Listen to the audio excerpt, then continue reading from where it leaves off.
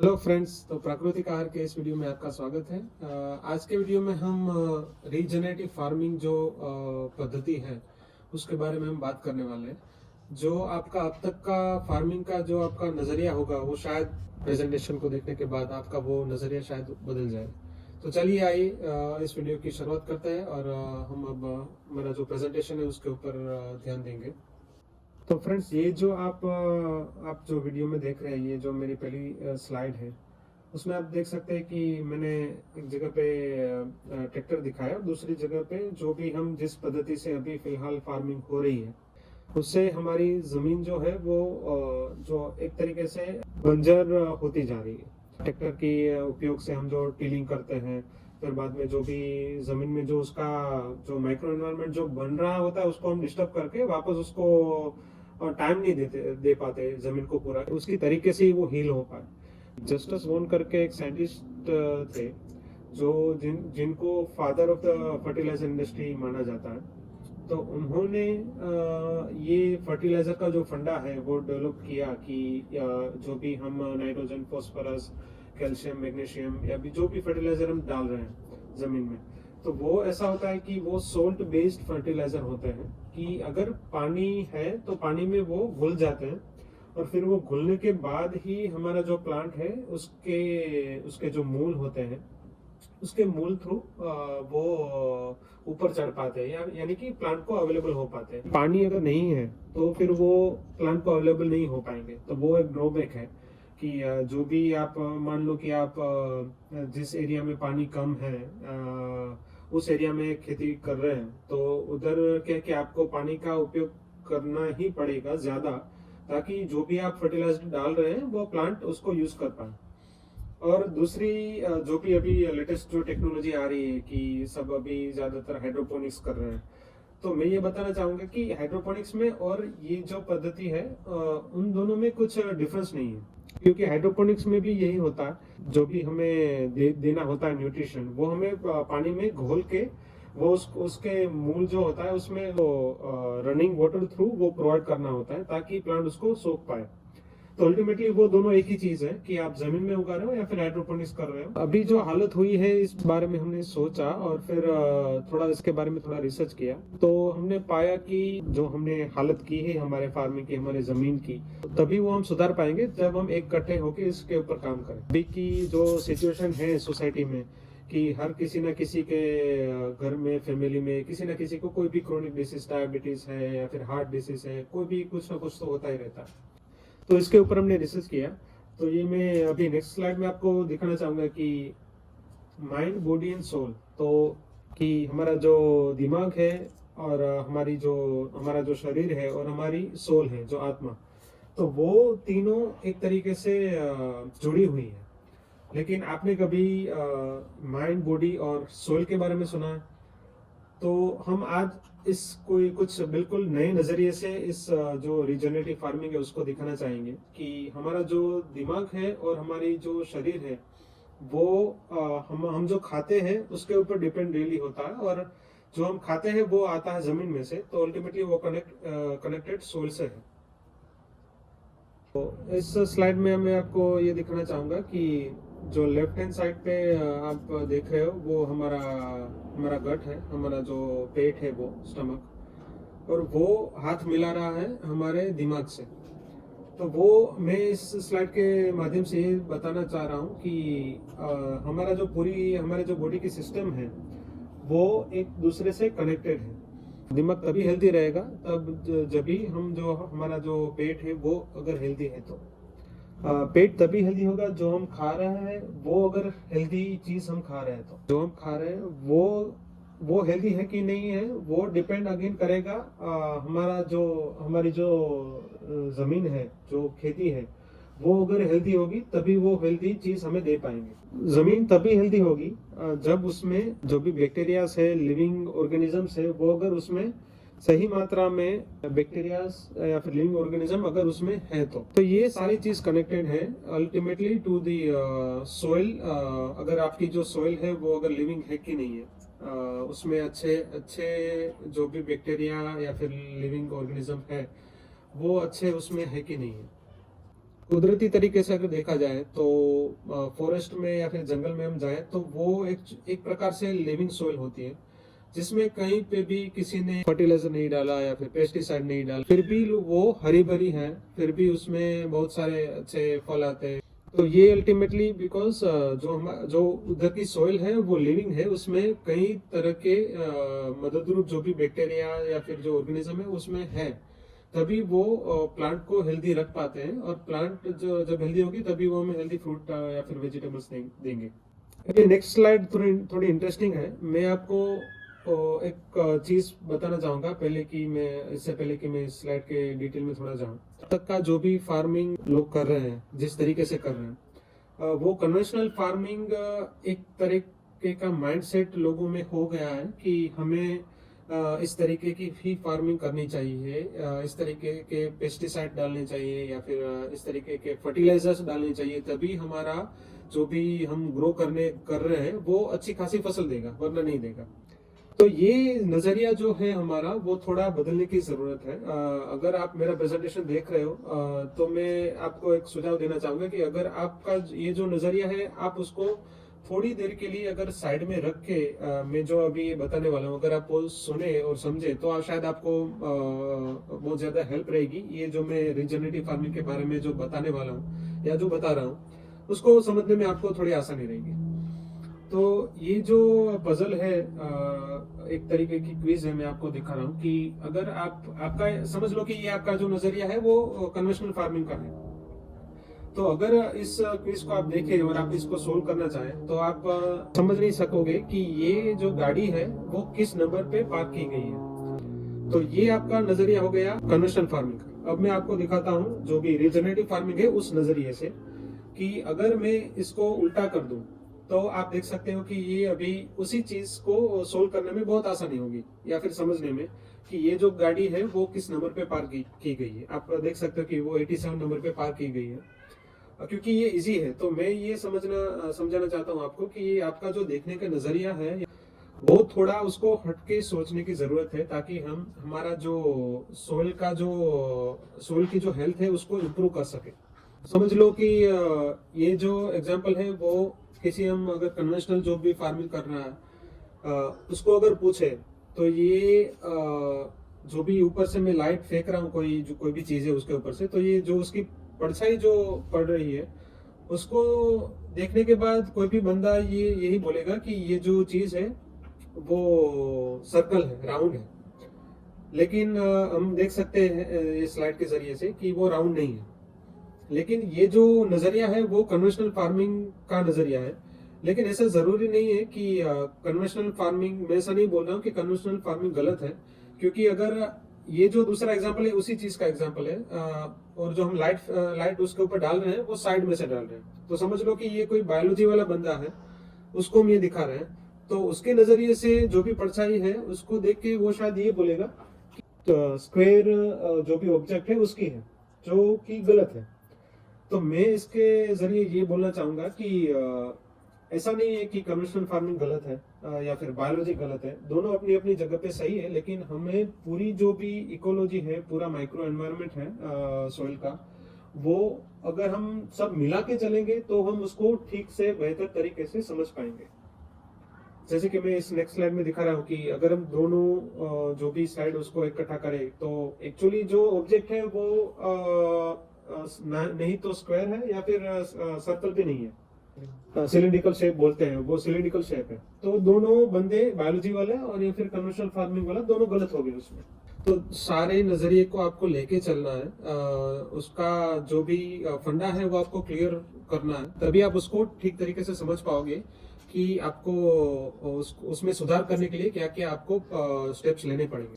तो next slide है, उस पूरा जो सोइल का जो फूड वेब है वो मैं दिखा रहा हूँ कि जो भी फोटोसिंथेसिस होती है उसके जरिए जो भी प्लांट है वो फोटोसिंथेसिस करके उसके जो भी मूल होता है या फिर रूट होता है उसके माध्यम से वो एग्जीक्यूट जनरेट करता है, जो भी शुगर कार्बोहाइड्रेट वगैरह वो सब है।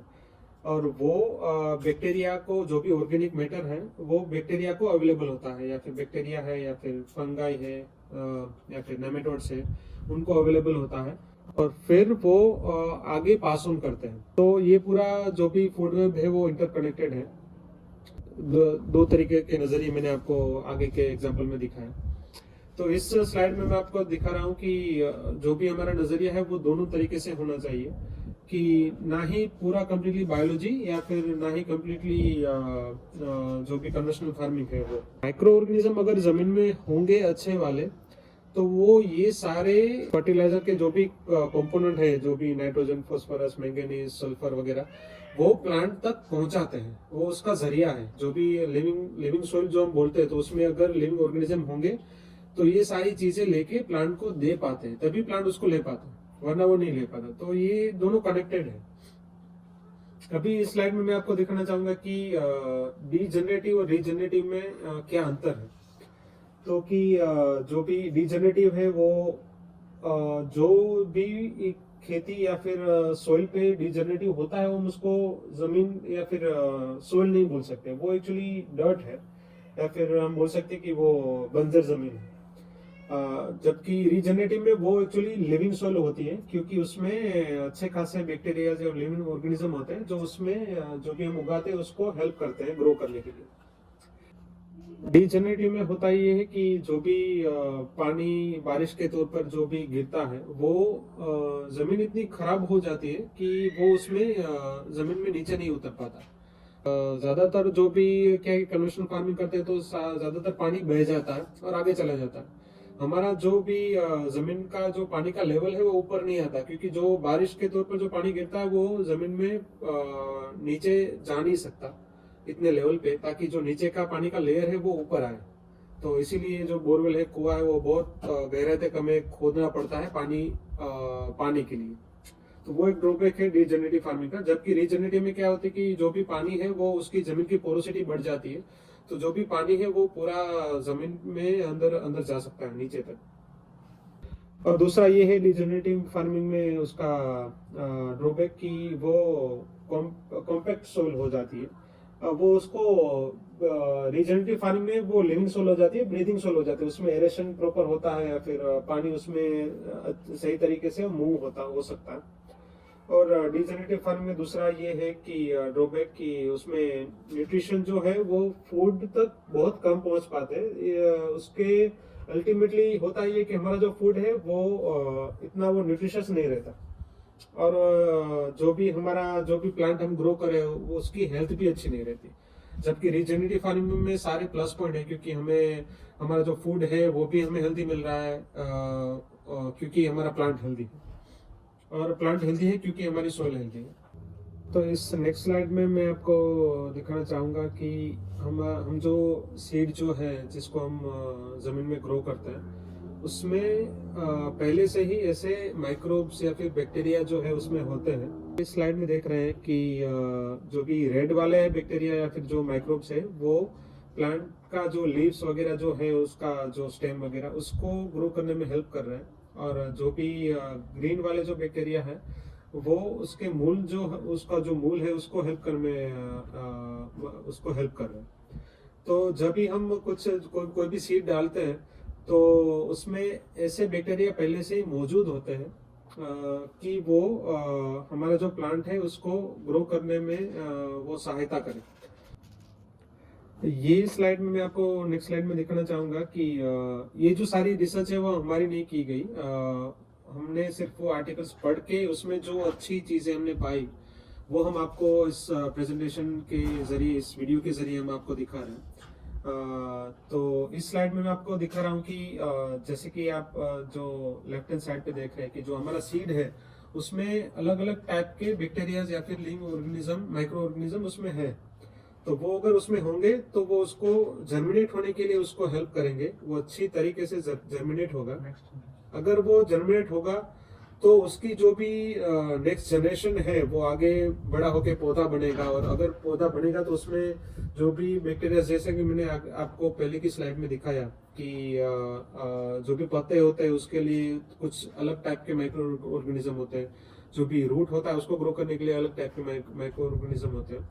तो वो सारे जब वो प्लांट को ग्रो करने के लिए हेल्पफुल होता है। जब भी वो बड़ा होगा और फिर उसका जो भी हमने सीड बोया है उसका नेक्स्ट जनरेशन आएगा, मेरा मतलब कि उसके जो फ्रूट्स आएंगे, जो हमारा पौधा है उसके। तो इस रिसर्च में भी आप देख सकते हैं कि जो भी हमारा फ्रूट, जो भी नया फ्रूट आया हमारा, उसमें भी अगर हम रिसर्च करके देखें तो उसमें भी जो हमने सीड बोया था उसमें जिस टाइप के माइक्रो ऑर्गेनिज्म थे वही हम हमारे फ्रूटिंग बॉडी में हम पा रहे हैं। तो ये पूरा इंटरकनेक्टेड है और वही चीज हम खा रहे हैं।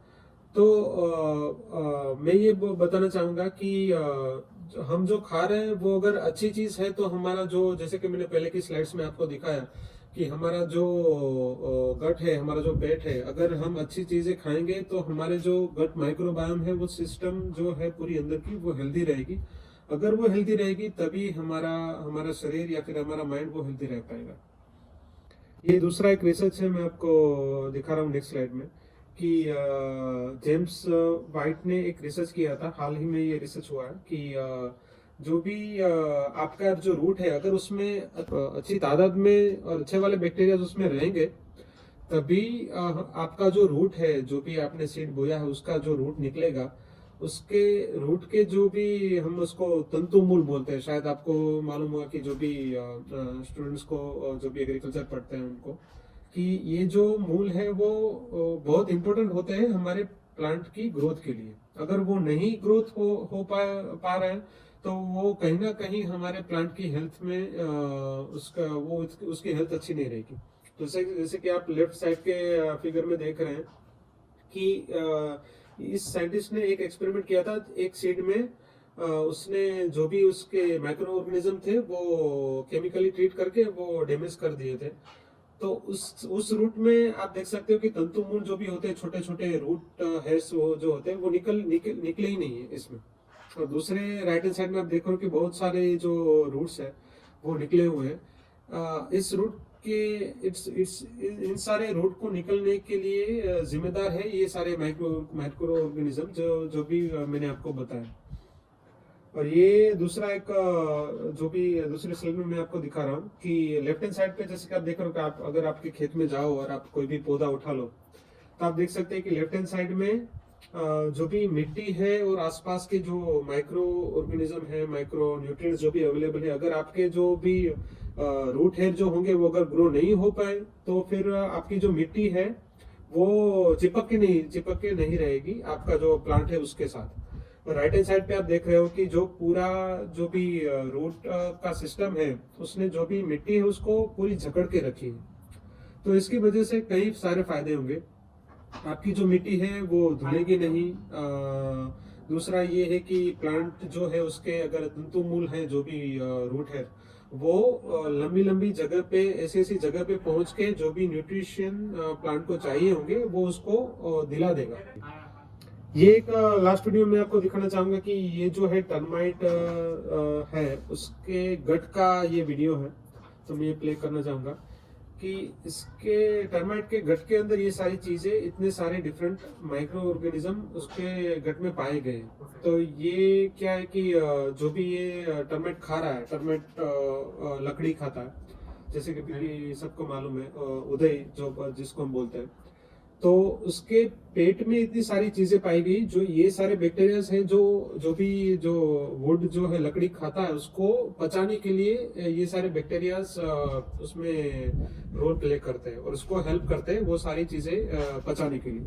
अगर आप खुद को हेल्दी रखना चाह रहे हो तो फिर उसका जरिया यही है कि अगर आपका जो भी स्टमक है, आप जो खा रहे हो वो अच्छा है, आपका स्टमक तभी हेल्दी रहेगा जो आप खा रहे हो वो अच्छा है। अगर आप जो खा रहे हो वो तभी हेल्दी रहेगा जब आपका जो भी हम जिस तरीके से फार्मिंग कर रहे हैं, जिस तरीके से खेती कर रहे हैं और जो भी उसमें डाल रहे हैं, वो अगर हम सोइल का ध्यान रखेंगे तो अल्टीमेटली वो हमें अच्छे फ्रूट्स, अच्छे वेजिटेबल्स देगी और हम उसके जरिए हमारी कम्युनिटी को, हमारे फैमिलीज को हम हेल्दी रख पाएंगे। तो फ्रेंड्स, इस वीडियो में मैं आपको यही मैसेज देना चाहूँगा कि हमें हमारा जो फार्मिंग का जो नज़रिया है वो थोड़ा बदलना चाहिए। हमें हमारा जो फार्मिंग में जो भी हम डाल रहे हैं वो सोच समझ के डालना चाहिए और फिर जो भी हमारी जो सोइल है उसको हमें उसमें जान डालनी होगी, क्योंकि अगर उसमें जान रहेगी तो ही वो अच्छे हेल्दी फ्रूट्स हमें दे पाएंगे और तभी हम हेल्दी रह पाएंगे और अल्टीमेटली खुश रह पाएंगे। तो हमारा वीडियो के देखने के लिए धन्यवाद। और हमें कुछ भी आपके कोई क्वेश्चंस है, मैं फिर से आपको बताना चाहूँगा कि हम कोई एक्सपर्ट नहीं है। सिर्फ हमने जो भी पढ़ा है रिसर्च पेपर से, आर्टिकल से, वही हम आपको सिर्फ मैसेज कन्वे करना चाह रहे हैं, बताना चाह रहे हैं अवेयरनेस के तौर पे। और फिर आपको अगर कोई भी सुझाव देना है या फिर कुछ भी क्वेश्चंस है, वो हमें कमेंट में डेफिनेटली आप पूछ सकते हैं, या फिर हमारा वीडियो लाइक करें, शेयर करें। और तब तक के लिए देखते रहिए हमारे चैनल